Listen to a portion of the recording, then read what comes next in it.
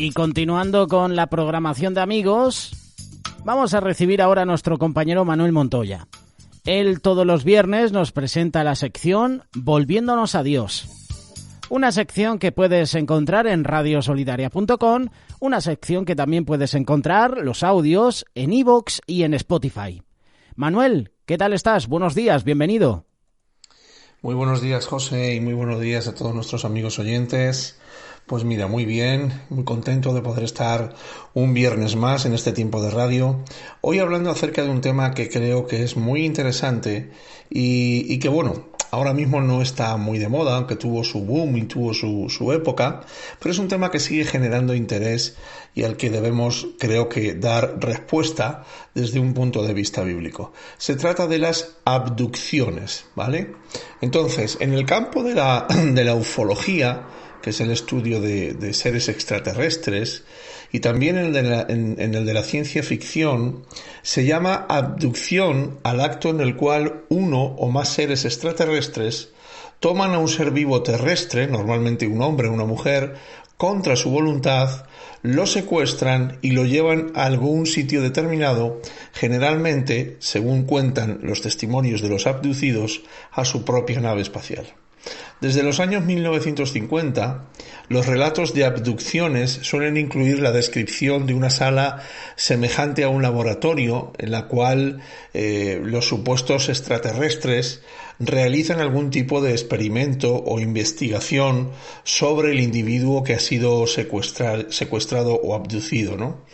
El relato subjetivo del secuestro suele incluir la idea de que el mismo estaría precedido por la pérdida de la voluntad y de la conciencia en el instante anterior al momento de transporte. Ahora, quienes refieren a haber sido víctimas de una abducción aseguran que durante el rapto habrían padecido un lapso importante de, entre comillas, tiempo perdido. Es decir, la sensación de haber pasado un tiempo prolongado, pero sin poder recordar casi nada de ese lapso transcurrido. El interior de la nave a la cual son conducidos, según ellos cuentan, por lo general es descrito como una sala redonda con cúpula, iluminada por una luz difusa que parece salir de las paredes y del suelo. Tras ser vueltos o devueltos de la abducción, algunos comentan tener alguna anomalía en su organismo, tales como la presencia de objetos metálicos dentro del cuerpo. Otros puntos en común que tienen las personas que dicen haber sido abducidas es que suelen tener pesadillas reiterativas, cicatrices o marcas en el cuerpo de origen desconocido, sinagesia o parestesia, que es adormecimiento continuo de los miembros, fobias repentinas a objetos, olores o ruidos. La mayoría de los relatos son muy semejantes entre sí y a su vez son semejantes representaciones también en las películas de ciencia ficción acerca del tema. Por su parte, el folclorista Thomas E. Bullard realizó un estudio sobre 309 casos de este tipo, mostrando que siguen un cierto orden y en el que se destacan varios episodios clave. El primero es la captura, el segundo es el examen al que son sometidos, después la excursión o viaje a otros mundos, incluso una teofanía, el regreso y las consecuencias de esa abducción. Si bien todos los elementos no aparecen en todos los casos, según Thomas E. Bullard, y sus propios criterios acerca de lo que considera captura, examen, viaje, teofanía, regreso y consecuencias, hay un 84% de situaciones en los que este orden parece coincidir. Una característica común a quienes alegan haber sido abducidos es la amnesia, llamada tiempo perdido en el argot que popularizó el escritor neoyorquino Bud Hopkins, autor del libro Missing Time, Tiempo Perdido, de 1981. Esta amnesia casi siempre impide a los protagonistas recordar el meollo del incidente.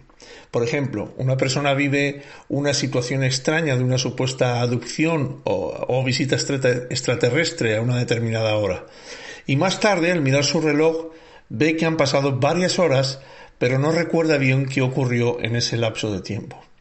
Bien, ¿Qué hay de cierto en este asunto? ¿Pudiera ser verdad que seres extraterrestres han abducido a personas? ¿Puede haber seres extraterrestres inteligentes y tecnológicamente avanzados que nos visitan y que nos abducen para experimentar con nosotros? Interesante estas preguntas que nos estás haciendo, Manuel, pero yo te voy a plantear otra. ¿Qué explicación puede haber para este fenómeno de las abducciones?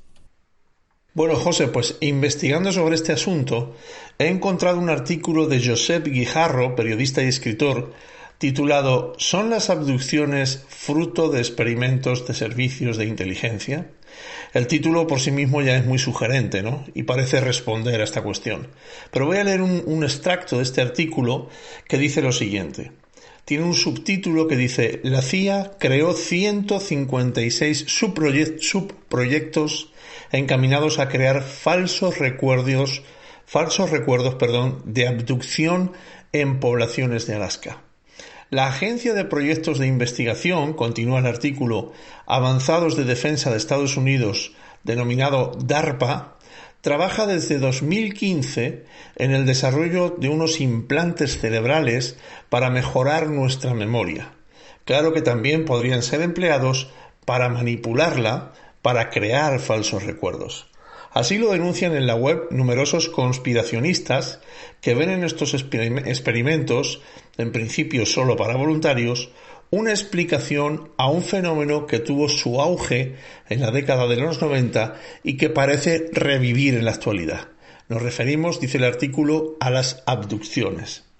Fina Granados es una ama de casa que vive en Sabadell, Barcelona.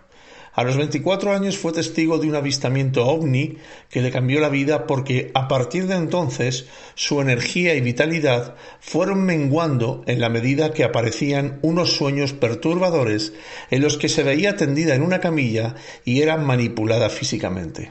Me ponían un suero y yo me desesperaba, dice esta mujer. Aquel líquido escocía mucho en mis venas, nos confiesa. Pero lo que definitivamente dejó atónita a nuestra protagonista es el aspecto de sus captores. Ella dice, eran humanos que vestían bata blanca y junto a ellos había militares. Aunque puedas pensarlo, Fina no está desequilibrada ni tampoco es un caso único. El autor del libro Visitantes de dormitorio, Pedro P. Canto, se ha topado con otros casos de abducidos cuyos recuerdos se implantaron durante la hipnosis que generalmente se emplea para reconstruir la vivencia. Cada vez más psiquiatras y psicólogos se aproximan al fenómeno abducción y están descubriendo cosas sorprendentes, dice Pedro P. Canto. La idea de que las abducciones sean en realidad un falso recuerdo implantado con algún oscuro propósito ya fue sugerida por Chris Carter, el creador de aquella serie que veíamos hace algunos años titulada Expediente X. Considerado por muchos el profeta de la conspiración, alimentó este argumento en un episodio de esta serie donde una pareja de adolescentes que regresan de una cita son protagonistas de un encuentro ovni y, posteriormente, son capturados por un par de extraterrestres. Al final resultará que la abducción fue cosa del ejército de los Estados Unidos y no de seres del espacio y que les hicieron un lavado de cerebro para que se creyeran secuestrados por alienígenas. Pues bien, recientes documentos desclasificados ponen en evidencia que la CIA realizó más de 3.000 intervenciones en diversos pueblos de Alaska en la década de los 80 respecto a implantación de recuerdos de pseudoabducciones. ¿Un experimento secreto? ¿Acaso resulta tan fácil hackear nuestro cerebro y crear falsos recuerdos? Bueno, un recuerdo no es más que una red de neuronas muy fácil de manipular, explica Julia Siu, autora del bestseller The Memory Illusion. Cada vez que explicas una historia, añade, estás cambiando el recuerdo original. Sucede con nuestros primeros recuerdos. Toda memoria previa a 2 años y medio de vida son falsos, ya que nuestro cerebro no es capaz de almacenarlos. Por tanto, se han generado esos recuerdos, dice esta científica, probablemente a partir de fotos de la infancia o por lo que nos han contado nuestros padres. Mucha gente, sin embargo, los interioriza y convierte en recuerdos. Con las abducciones pasaría algo similar. Atamos cabos de cosas que nos inquietan cuando escuchamos en la tele o en la radio experiencias de terceros y las interiorizamos como propias, dice esta científica Julia Siu. Vayamos a la que para nosotros es la verdad en todo tema de la vida, es decir, la Biblia, la palabra de Dios. ¿Encontramos en la Biblia información sobre este asunto? Pues sí, yo creo que tenemos que aterrizar al final en la Escritura para ver qué es lo que nos dice la Escritura y si encontramos ahí alguna información sobre esto. Mira, Colosenses 1, 15 y 16 dice: Cristo es la imagen visible del Dios invisible, y Él ya existía antes de que las cosas fueran creadas, y es supremo sobre toda la creación. Porque por medio de Él, Dios creó, fíjate lo que dice, todo lo que existe en los lugares celestiales y en la tierra. Es decir, Dios ha creado todo lo que existe en los lugares celestiales, en todo el universo y en la tierra. Y continúa los versículos diciendo: hizo las cosas que podemos ver y las que no podemos ver, tales como tronos, reinos, gobernantes y autoridades del mundo invisible. Todo fue creado por medio de Él y para Él. Ahora, fíjate, en la versión Nácar Colunga, en la primera edición, en el Salmo 144, versículos 7 y 8, encontramos este versículo. Dice: tiende tus manos desde lo alto y líbrame de la muchedumbre de las aguas, de mano de los alienígenas. Repito, allí dice: de mano de los alienígenas, cuya boca habla dolosamente y cuya diestra es diestra de perfidia. Por un lado encontramos Colosenses 1, 15 y 16, que nos dice que Cristo es el creador de todo lo celestial y lo terrenal. Y por otro, en esta versión Nácar Colunga, que es utilizada mucho por la Iglesia Católica, y que es muy buena traducción, nos habla de alienígenas en su primera edición. ¡Vaya sorpresa! Pero esto tiene una sencillísima explicación. La primera edición de esta Biblia, la Nácar Colunga, data de 1944. Supuso un importante avance en la lectura de la Biblia en España al ser publicada y divulgada enormemente por la Biblioteca de Autores Cristianos denominada BAC, B-A-C.